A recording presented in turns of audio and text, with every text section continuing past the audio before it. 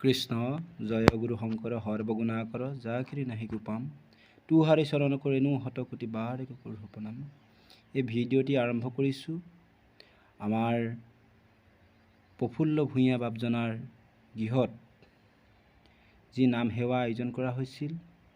সেই নাম সেৱা আছিল তেখেতলোকৰ নতুন গুৰুগৃহ আসন প্ৰতিষ্ঠাৰ লগতে আপোনালোকক শেষৰ অংশখিনিৰ পৰা আৰম্ভ কৰি আপোনালোকক দেখুৱাইছোঁ ভিডিঅ'টো। যিখিনি সময় মই সুবিধা পাইছিলোঁ সেইখিনি সময়তে অকণমান ভিডিঅ' কৰি ৰাখিছিলোঁ। সেই ভিডিঅ'খিনি আপোনালোকক দেখুৱাইছোঁ। ইয়াৰ জৰিয়তে ভকতসকলক আপোনালোকৰ দেখুৱালোঁ।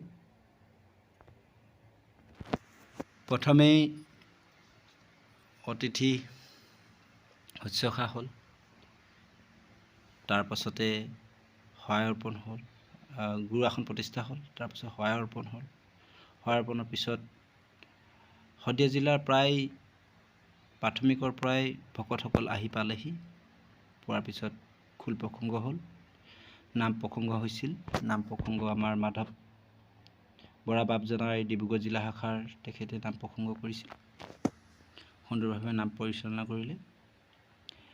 জোনাই ভাগৱত পাঠ কৰিছিল। সেনাপতি বাপ আৰু কোচ বাপে মিলি দিহা নামৰ দুআষাৰমান কলি আগবঢ়াইছিল। চমুকৈ আপোনালোকক তাৰে কেইটামান কলি দেখুৱাইছোঁ।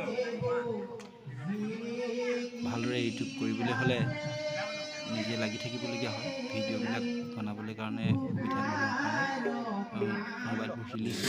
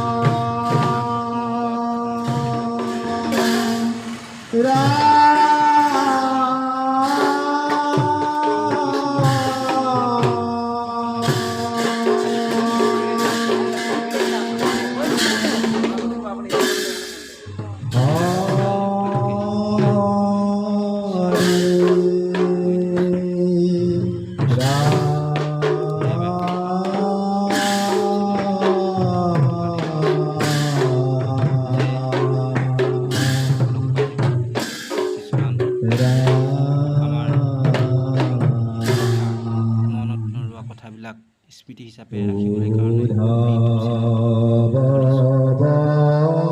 লাইক আৰু কমেণ্ট শ্বেয়াৰ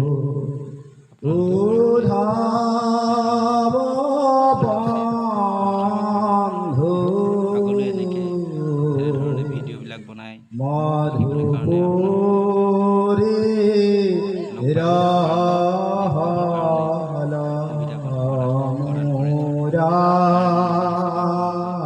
ভিডিঅ'টি চাই এটা লাইক কমেণ্ট কৰিব।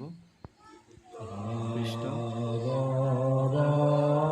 এইখিনি আছিল আপোনালোকলৈ মোৰ ফালৰ পৰা।